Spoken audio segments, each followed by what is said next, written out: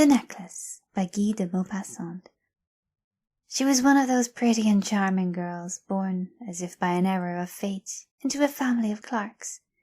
She had no dowry, no expectations, no means of becoming known, understood, loved or wedded by a man of wealth and distinction, and so she let herself be married to a minor official at the Ministry of Education. She dressed plainly because she had never been able to afford anything better, but she was as unhappy as if she had once been wealthy. Women don't belong to a caste or class. Their beauty, grace, and natural charm take the place of birth and family. Natural delicacy, instinctive elegance, and a quick wit determine their place in society, and make the daughters of commoners the equals of the very finest ladies. She suffered endlessly, feeling she was entitled to all the delicacies and luxuries of life. She suffered because of the poorness of her house, as she looked at the dirty walls, the worn-out chairs, and the ugly curtains. All these things that another woman of her class would not even have noticed tormented her and made her resentful. The sight of the little Brenton girl who did her housework filled her with terrible regrets and hopeless fantasies. She dreamed of silent antechambers hung with oriental tapestries, lit from above by torches in bronze holders, while two tall footmen in knee-length breeches napped in huge armchairs, sleepy from the stove's oppressive warmth.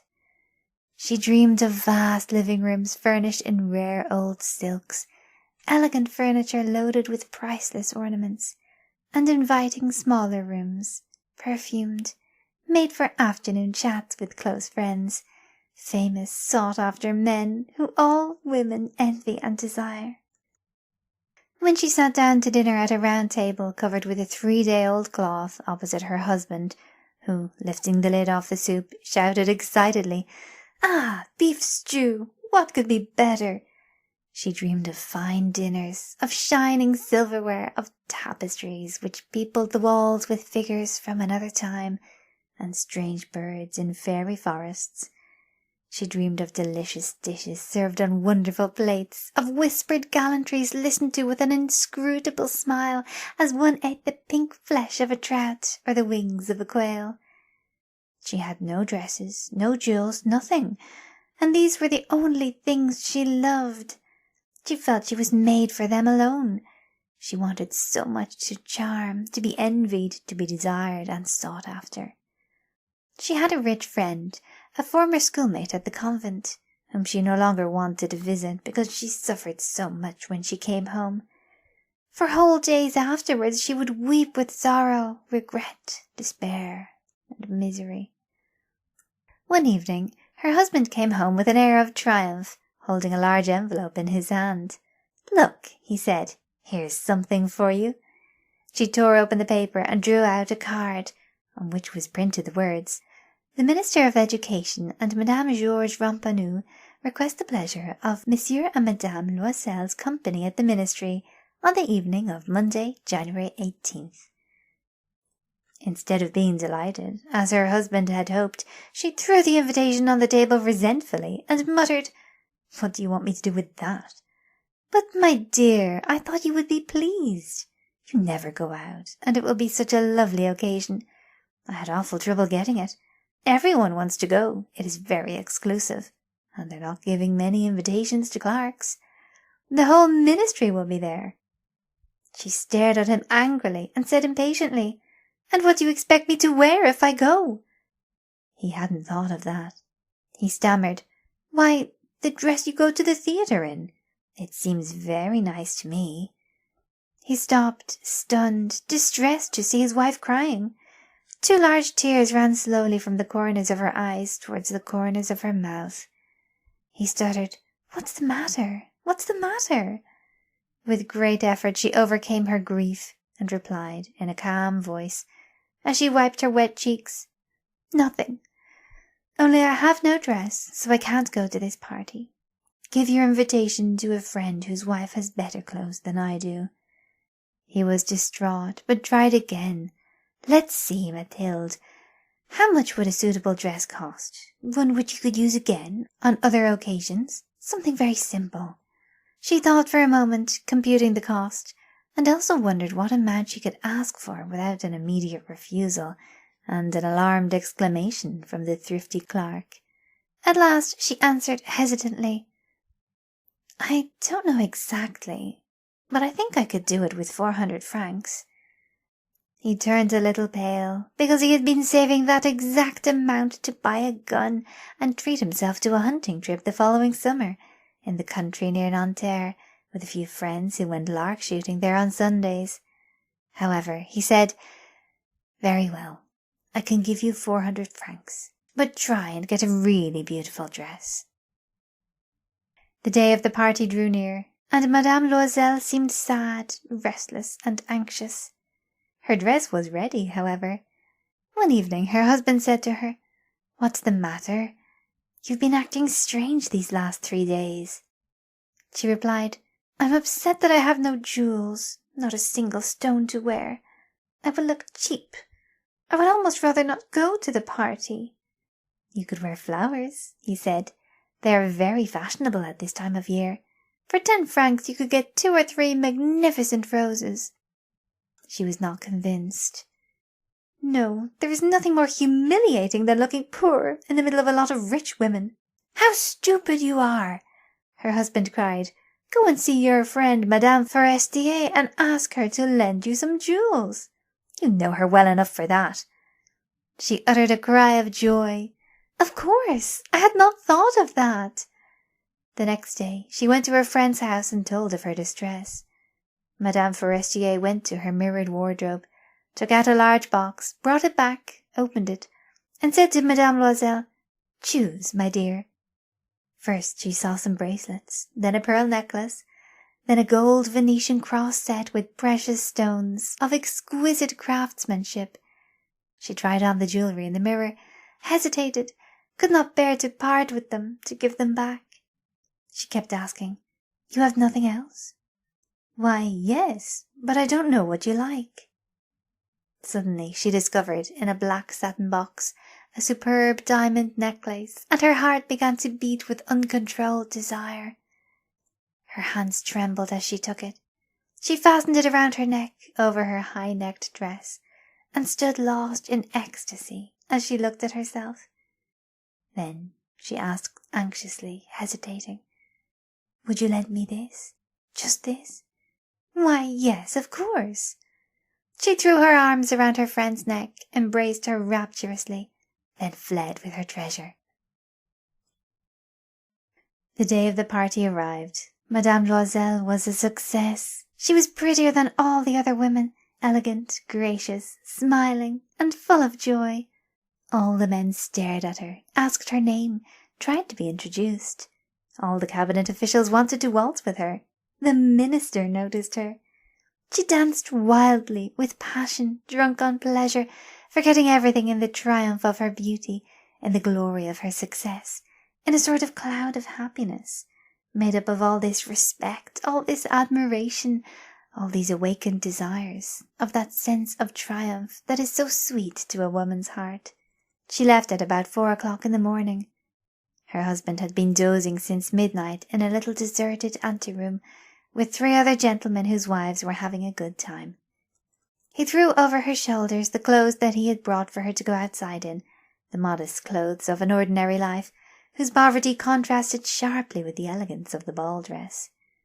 She felt this and wanted to run away, so she wouldn't be noticed by the other women who were wrapping themselves in expensive furs. Loisel held her back. "Wait a moment, you'll catch a cold outside. I'll go and find a cab." But she would not listen to him, and ran down the stairs.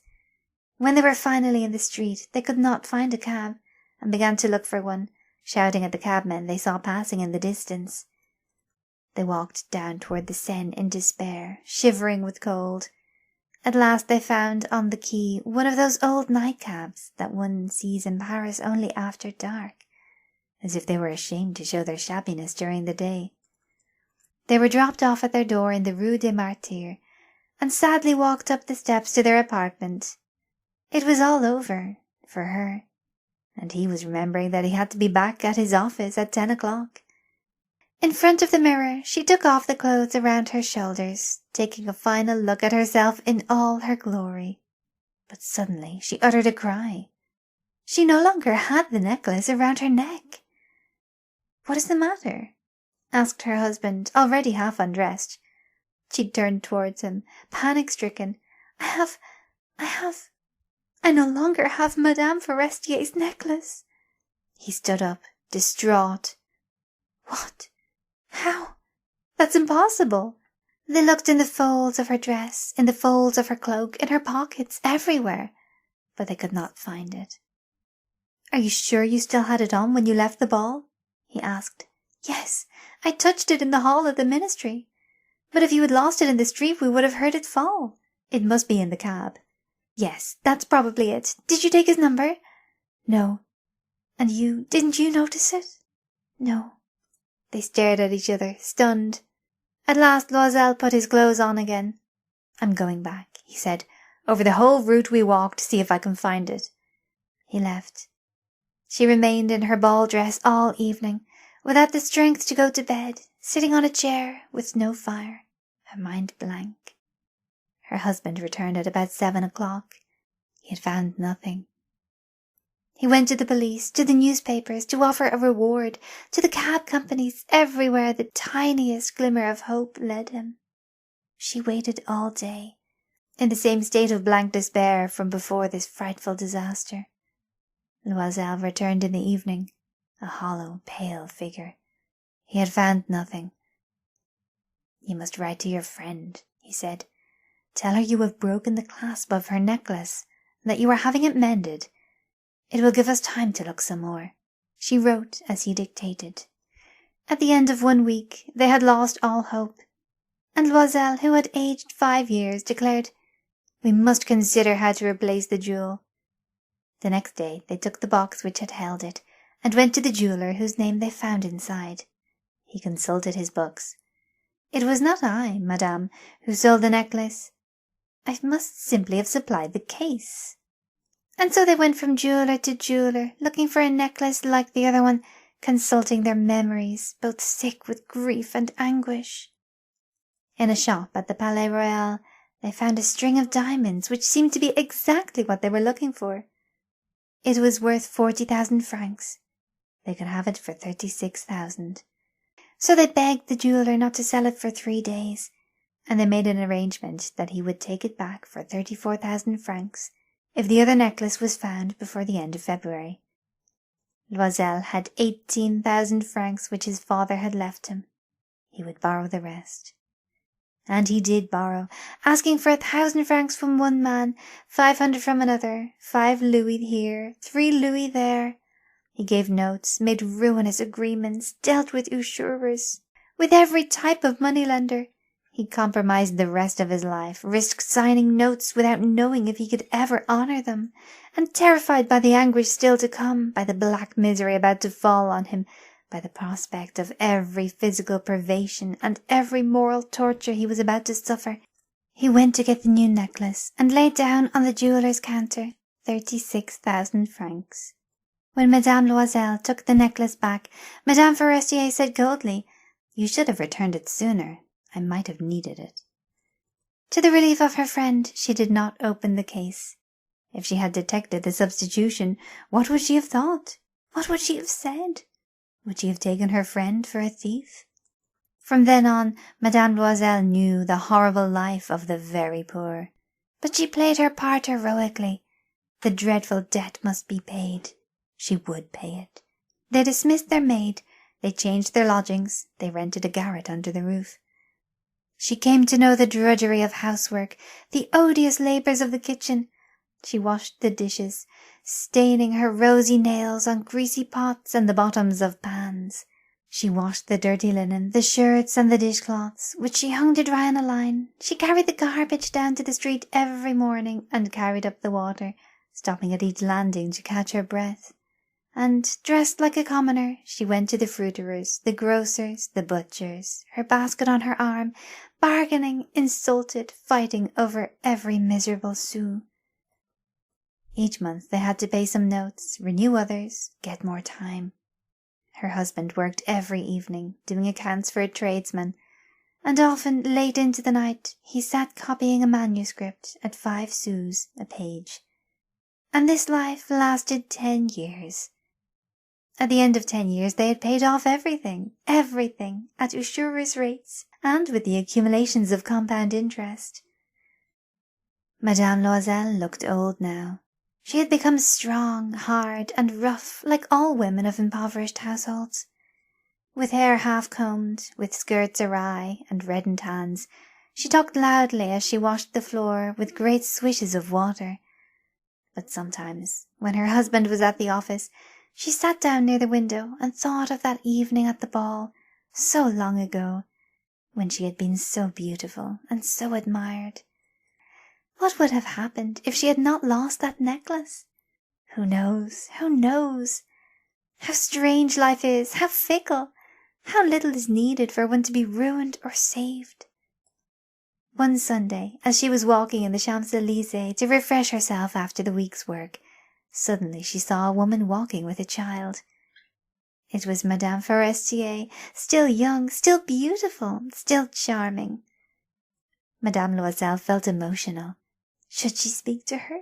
Yes, of course, and now that she had paid, she would tell her all. Why not? She went up to her. "Good morning, Jeanne." The other, astonished to be addressed so familiarly by this common woman, did not recognize her. She stammered, "But, Madame, I don't know. You must have made a mistake." "No, I am Mathilde Loisel." Her friend uttered a cry. "Oh, my poor Mathilde, how you've changed." "Yes, I've had some hard times since I last saw you, and many miseries, and all because of you." "Me? How can that be?" "You remember that diamond necklace that you lent me to wear to the ministry party?" "Yes. Well, I lost it." "What do you mean?" "You brought it back." "I brought you back another exactly like it, and it has taken us 10 years to pay for it. It wasn't easy for us. We had very little, but at last it is over, and I am very glad." Madame Forestier was stunned. "You say that you bought a diamond necklace to replace mine?" "Yes. Didn't you notice then? They were very similar." And she smiled with proud and innocent pleasure. Madame Forestier, deeply moved, took both her hands. "Oh, my poor Mathilde! Mine was an imitation. It was worth 500 francs at most."